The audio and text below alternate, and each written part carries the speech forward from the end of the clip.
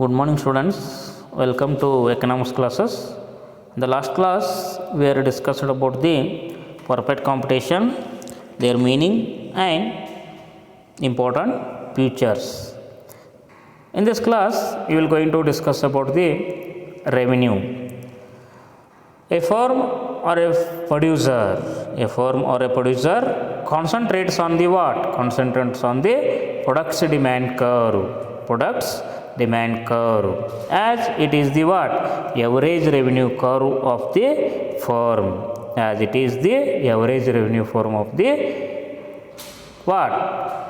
Average revenue curve of the firm from the seller's viewpoint. Seller or the what?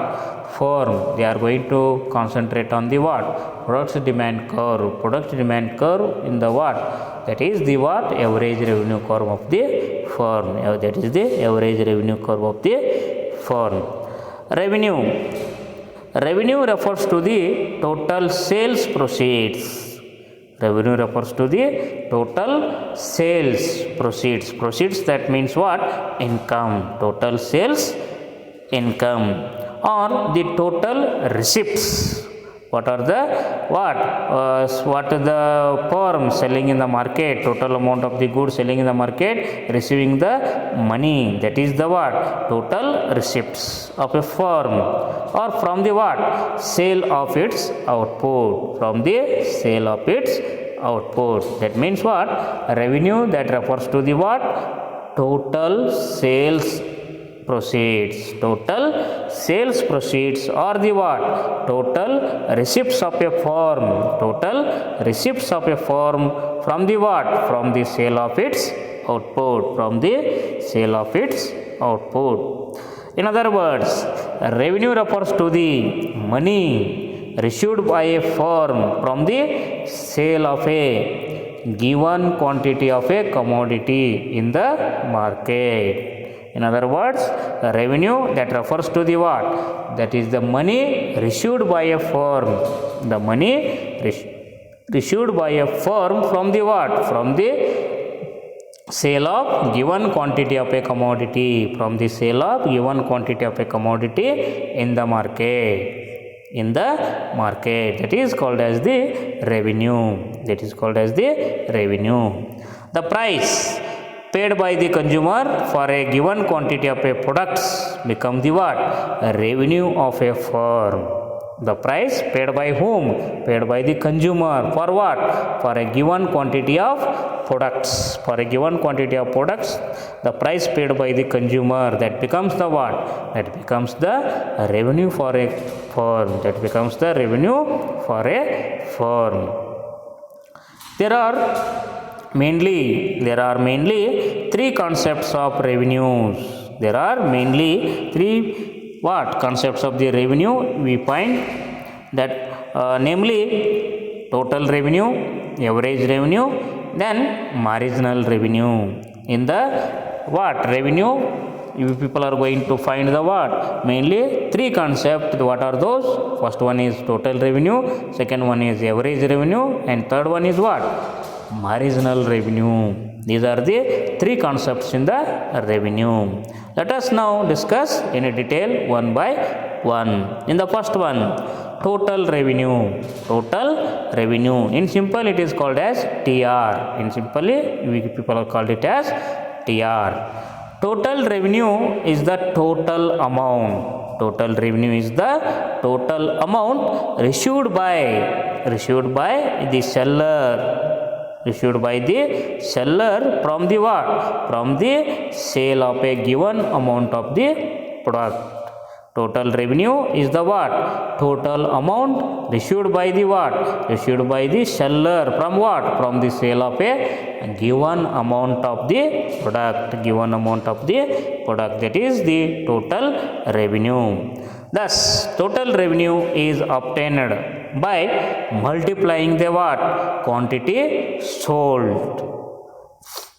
Thus, the total revenue is obtained by what? Obtained by multiplying the what? Multiplying the quantity sold by the price of the product. quantity sold by the price of the product. Multiplying the what? Quantity sold by the price of the product, we will get the what? Total revenue. We will get the total revenue. In the equation form, you people are going to write like this: TR equal to P into Q. TR equal to P into Q. Here, what is that? TR is equal to what? Total revenue. Then P equal to what? Price. And Q equal to what? Quantity. Here, TR equal to total revenue, P equal to price, and Q equal to what? Quantity. How you people are going to what? Calculating the what? Total revenue with the help of the what? What is the total quantity of the goods are sold by the what? What is the price of the good is there? Multiplying that, you will get the what? Total revenue. Total revenue. Then second one what? Average revenue. Average revenue. Average, that means what? Per. Average, that means what? Per. Average revenue. Average revenue is the amount of revenue per unit sold. Average revenue is the amount of what? Amount of revenue. Average revenue is the amount of revenue what?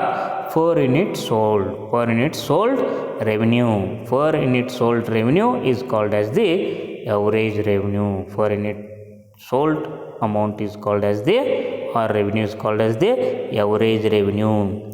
Average revenue can be obtained. Average revenue can be obtained by what? Dividing the what? Total revenue. Dividing the total revenue by what? By the number of units sold. Number of units sold. Average revenue is the amount of revenue per unit sold. Average revenue is the amount of revenue what? Per unit sold. Average revenue can be obtained, can be calculated by what? By dividing the total revenue by the what? By the number of units sold. Number of units sold. Therefore, AR equal to TR by Q. AR equal to TR by Q. Where AR equal to average revenue, TR equal to total revenue, and Q equal to quantity sold. AR equal to average revenue, TR equal to total revenue, and Q equal to what? Quantity sold. This is about the average revenue. Then we are going to discuss about the third important concept, that is concept of the revenue, that is marginal revenue. Marginal revenue. Marginal revenue refers to the additional revenue. Marginal revenue that refers to the additional revenue generated from the what? Sale of additional unit of the product. Generated from the, or we get from the what? Get from the sale of an additional unit or one more unit, and more unit of the product. That is the marginal revenue. Marginal revenue refers to the what? Any additional revenue. Marginal revenue that refers to the additional revenue generated from, get from what? Generated from the sale of an additional unit of the product or one more unit of the product. It is also called as incremental revenue. It is also called as incremental revenue. Marginal revenue is also called as what? Incremental revenue. It can be calculated as, marginal revenue can be calculated as MR equal to TR of N minus TR of N minus 1. Marginal revenue can be calculated as what? MR equal to TR of N minus TR of N minus 1. TR of N minus 1. Here MR equal to marginal revenue. MR equal to what? Marginal revenue. Then TR of N equal to total revenue of nth unit of what? Nth unit of output or nth unit of revenue. Total revenue of what? Nth unit of the what? nth unit of the revenue, that is the current one. People are what? Current, what is that? Current revenue of total, current total revenue, that is the one point you have to keep in the mind. Then TR of n minus 1, TR of n minus 1, that is equal to what? Total revenue of n minus 1th unit, n minus 1th unit, that is initial revenue, that is initial total revenue, initial total revenue. And also we can calculate with the help of the another important what formula is there for the calculation of the marginal revenue, that is the what? MR equal to delta TR by delta Q. We can also calculate the what? Marginal revenue with the another one important equation, that is MR equal to delta TR by delta Q, delta TR by delta Q. Here MR equal to what? As you already know that marginal revenue. Then delta TR, that means what? Change in total revenue, change in total revenue, that is the important one. Then delta Q, that is the what? Change in quantity, change in quantity. With the help of this also we can calculate the what? Marginal revenue. With the help of this only people are going to calculate the what? Marginal revenue.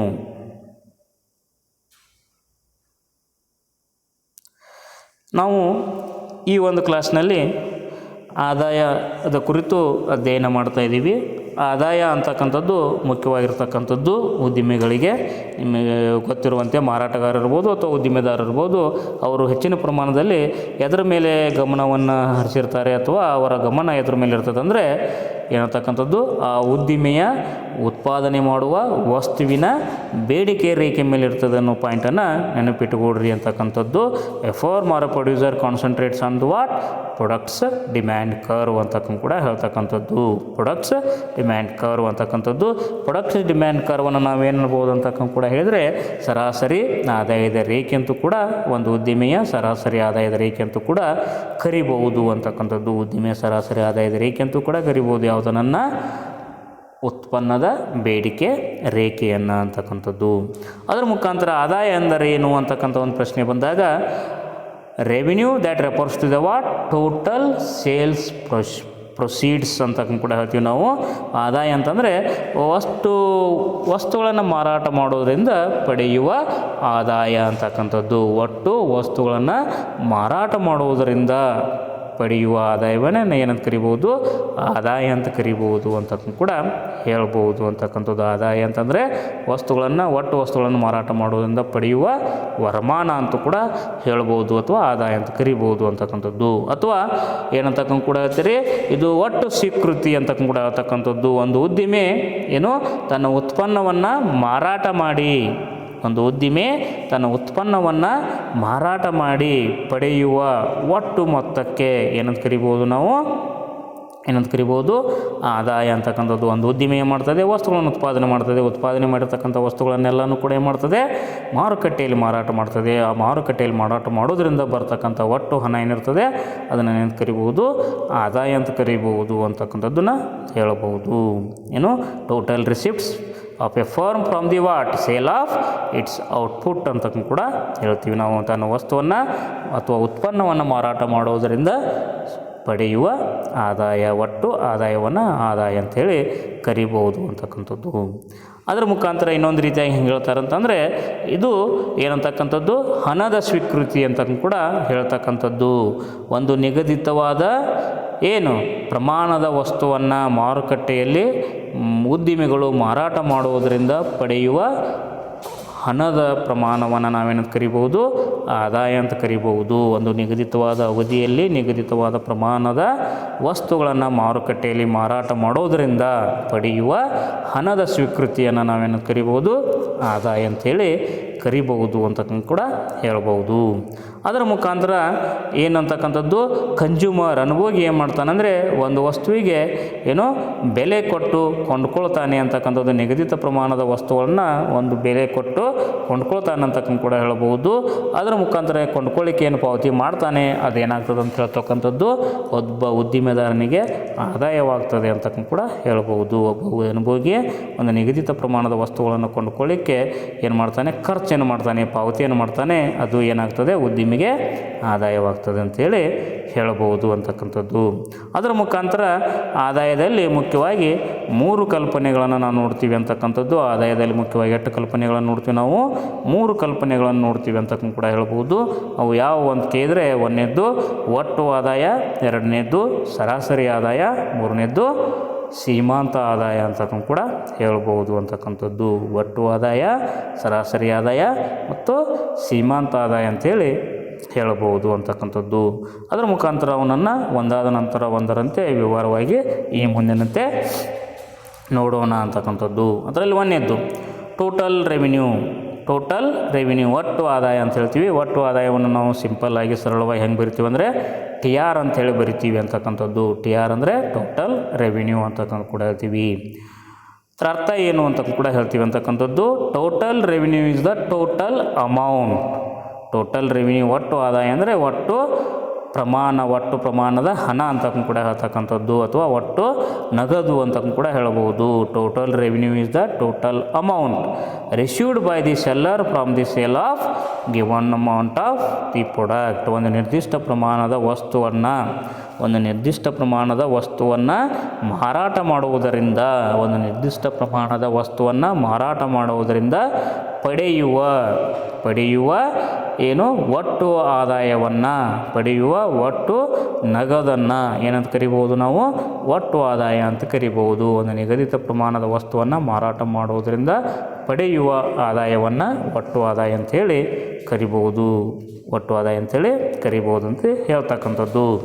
ಆದ್ದರಿಂದ ಒಟ್ಟು ಆದಾಯವನ್ನು ನಾವು ಹೆಂಗೆ ಲೆಕ್ಕ ಹಾಕಬಹುದು ಅಂತ ಕೂಡ ಹೇಳಿದರೆ, ಒಟ್ಟು ಆದಾಯವನ್ನು ಹೆಂಗೆ ಲೆಕ್ಕ ಹಾಕ್ತೀವಿ ಅಂದರೆ ಏನಂತಕ್ಕಂಥದ್ದು, ನೀವು ಮಾರಾಟ ಮಾಡಿರ್ತಕ್ಕಂಥ ಪ್ರಮಾಣ ಏನಿದೆ ಅಂತಕ್ಕಂಥ ಕೂಡ ಹೇಳ್ತಕ್ಕಂಥದ್ದು, ಅಥವಾ ಒಂದು ಉದ್ದಿಮೆ ಯಾವ ಪ್ರಮಾಣದ ವಸ್ತುವನ್ನು ಮಾರಾಟ ಮಾಡಿದೆ ಅಂತಕ್ಕಂಥದ್ದನ್ನು ಹೇಳ್ತಕ್ಕಂಥದ್ದು. ಅದನ್ನು ಅದರಿಂದ ಗುಣಾಕಾರ ಮಾಡಬೇಕಾಗುತ್ತೆ. ಬೆಲೆಯಿಂದ ಗುಣಾಕಾರ ಮಾಡಿದರೆ ನಮಗೇನು ಬರ್ತದೆ ಅಂತ ಹೇಳ್ತಕ್ಕಂಥದ್ದು ಒಟ್ಟು ಆದಾಯ ಬರ್ತದೆ. ಮಾರಾಟ ಮಾಡಿದ ವಸ್ತುವಿನ ಪ್ರಮಾಣವನ್ನು ಅದನ್ನು ಮಾರಾಟ ಮಾಡಿದ ವಸ್ತುವಿನ ಬೆಲೆಯಿಂದ, ಆ ಒಂದು ಬೆಲೆಯಿಂದ ಗುಣಾಕಾರ ಮಾಡಿದರೆ ಏನು ಬರ್ತದೆ, ಒಟ್ಟು ಆದಾಯ ಬರ್ತದೆ ಅಂತ ಕೂಡ ಹೇಳಬಹುದು ಅಂತಕ್ಕಂಥದ್ದು. ಆದ್ದರಿಂದ TR = P × Q ಅಂತ ಕೂಡ ಹೇಳ್ತಕ್ಕಂಥದ್ದು. ಆದ್ದರಿಂದ ಒಟ್ಟಾರೆಯಾಗಿ TR = what? P × Q ಅಂತ ಕೂಡ ಹೇಳ್ತೀರಿ. ಇಲ್ಲಿ TR ಅಂತಂದರೆ ಏನಂತಕ್ಕಂಥದ್ದು, ಒಟ್ಟು ಆದಾಯ ಅಂತ ಕೂಡ ಹೇಳ್ತಕ್ಕಂಥದ್ದು. P ಅಂದರೆ ಬೆಲೆ, ಅದೇ ರೀತಿ Q ಅಂದರೆ ಪ್ರಮಾಣ ಅಂತ ಕೂಡ ಹೇಳಬಹುದು. ಏನು, ಪ್ರಮಾಣವನ್ನು ಬೆಲೆಯಿಂದ ಗುಣಾಕಾರ ಮಾಡಿದಾಗ ಬರುವಂಥದ್ದೇ ಒಟ್ಟು ಆದಾಯ ಅಂತ ಕೂಡ ಹೇಳಬಹುದು. ಅದರ ಮುಖಾಂತರ ಎರಡನೇ ಮುಖ್ಯವಾಗಿರ್ತಕ್ಕಂಥ ಆದಾಯದ ಕಲ್ಪನೆ ಯಾವುದಂತಂದರೆ ಸರಾಸರಿ ಆದಾಯ ಅಂತ ಹೇಳ್ತೀವಿ. ಸರಾಸರಿ ಅಂದರೆ ಪ್ರತಿಯೊಂದು ಘಟಕದಿಂದ ಬರುವಂಥದ್ದು, ಪ್ರತಿಯೊಂದು ಘಟಕದ ಮಾರಾಟದಿಂದ ಬರುವಂತಕ್ಕಂಥ ಆದಾಯ. ಅದಕ್ಕೆ ಎವರೇಜ್ ಅಂತ ಕರಿತೀವಿ. ಎವರೇಜ್ ರೆವಿನ್ಯೂ, ಸರಾಸರಿ ಆದಾಯ. Average revenue is the amount of revenue per unit sold. ವಸ್ತುವಿನ ಪ್ರತಿಯೊಂದು ಘಟಕವನ್ನು ಮಾರಾಟ ಮಾಡುವುದರಿಂದ, ವಸ್ತುವಿನ ಪ್ರತಿ ಘಟಕದ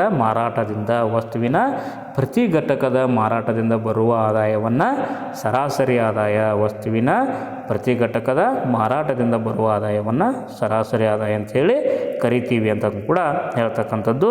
ಅದರ ಮುಖಾಂತರ ಸರಾಸರಿ ಆದಾಯವನ್ನು ನಾವು ಹೆಂಗೆ ಲೆಕ್ಕ ಹಾಕ್ತೀವಿ ಅಂತ ಕೇಳಿದರೆ ಏನಂತಕ್ಕಂಥದ್ದು, ಒಟ್ಟು ಆದಾಯವನ್ನು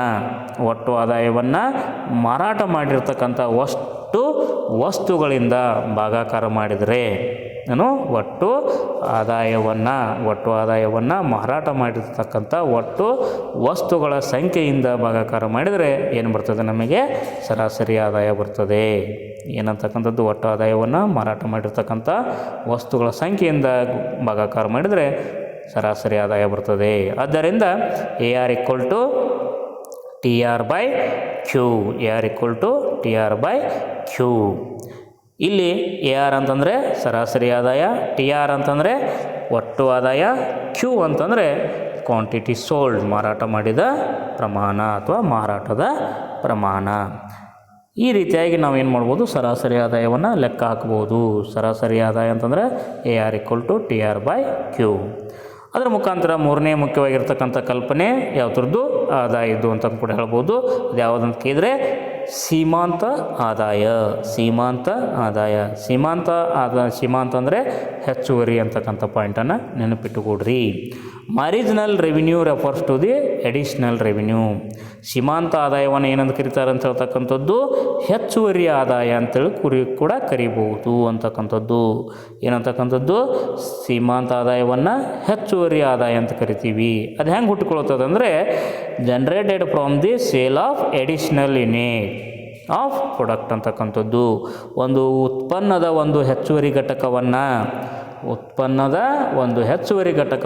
ಮಾರಾಟ ಮಾಡೋದರಿಂದ ಪಡೆಯುವ ಆದಾಯವನ್ನು, ಉತ್ಪನ್ನದ ಒಂದು ಹೆಚ್ಚುವರಿ ಘಟಕವನ್ನು ಮಾರಾಟ ಮಾಡೋದರಿಂದ ಪಡೆಯುವ ಆದಾಯವನ್ನು ಸೀಮಾಂತ ಆದಾಯವೆಂದು ಕರೆಯುತ್ತೇವೆ. ಉತ್ಪನ್ನದ ಒಂದು ಹೆಚ್ಚುವರಿ ಘಟಕವನ್ನು ಮಾರಾಟ ಮಾಡೋದರಿಂದ ಪಡೆಯುವ ಆದಾಯವನ್ನು ಏನಂತ ಕರಿತೀವಿ ನಾವು, ಸೀಮಾಂತ ಆದಾಯ ಎಂದು ಕರೆಯುತ್ತೇವೆ ಅಂತ ಕೂಡ ಹೇಳ್ಬೋದು. ಅದರ ಮುಖಾಂತರ ಇದನ್ನು ಇನ್ನೊಂದು ರೀತಿಯಾಗಿ ಕರಿಬೋದು ಅಂತ ಹೇಳ್ತಾರೆ, ಇನ್ಕ್ರಿಮೆಂಟಲ್, ಅದೇ ಹೆಚ್ಚುವರಿ ಆದಾಯ ಅಂತ ಕೂಡ ಕರಿಬೋದು. ಸೀಮಾಂತ ಆದಾಯ ಅಥವಾ ಹೆಚ್ಚುವರಿ ಆದಾಯ ಅಂತ ಕೂಡ ಕರಿಬೋದು ಅಂತಕ್ಕಂಥದ್ದು. ಅದರ ಮುಖಾಂತರ ಇದನ್ನು ಹೆಂಗೆ ಲೆಕ್ಕ ಹಾಕ್ತೀವಿ ಅಂತ ಕೂಡ ಹೇಳಿದರೆ M R equal to T R of N, M R equal to T R of N minus T R of N minus 1. M R equal to T R of N minus T R of N minus 1. ಹೀಗೆ ಇದನ್ನು ಲೆಕ್ಕ ಹಾಕಬಹುದು ಅಂತ ಕೂಡ ಹೇಳಬಹುದು. ಇಲ್ಲಿ M R ಅಂದರೆ ನಿಮಗೆ ಗೊತ್ತಿರುವಂತೆ ಸೀಮಾಂತ ಆದಾಯ ಅಂತಕ್ಕಂಥದ್ದು. ಎಮ್ ಆರ್ ಅಂದರೆ ಸೀಮಾಂತ ಆದಾಯ ಅಂತ ಕೂಡ ಹೇಳ್ಬೋದು ಅಂತಕ್ಕಂಥದ್ದು. ಅದರ ಮುಖಾಂತರ ಟಿ ಆರ್ ಆಫ್ ಎನ್ ಅಂತಂದರೆ ಏನಂತಕ್ಕಂಥದ್ದು ಎನ್ ಘಟಕದ ಒಟ್ಟು ಆದಾಯ. ಎನ್ ಘಟಕದ ಒಟ್ಟು ಆದಾಯ ಅಂದರೆ ಸದ್ಯದ ಏನು ಒಟ್ಟು ಆದಾಯ ಇದೆ ಎನ್ ಅಂತಕ್ಕಂಥದ್ದು, ಸದ್ಯದ ಒಟ್ಟು ಆದಾಯ ಎಷ್ಟಿದೆ ಅಂತಕ್ಕಂಥದ್ದನ್ನು ಹೇಳುವಂಥದ್ದು, ಅಥವಾ ಎನ್ ಘಟಕದ ಒಟ್ಟು ಆದಾಯ ಅಂತ ಕೂಡ ಹೇಳಬಹುದು. ಅದರ ಮುಖಾಂತರ T R of N minus 1 ಅಂತಂದರೆ ಏನು ಅಂತ ಕೂಡ ಹೇಳಿದ್ರೆ, T R of N minus 1 ಅಂತಂದರೆ ಎನ್ ಮೈನಸ್ 1 ಘಟಕದ ಒಟ್ಟು ಆದಾಯ.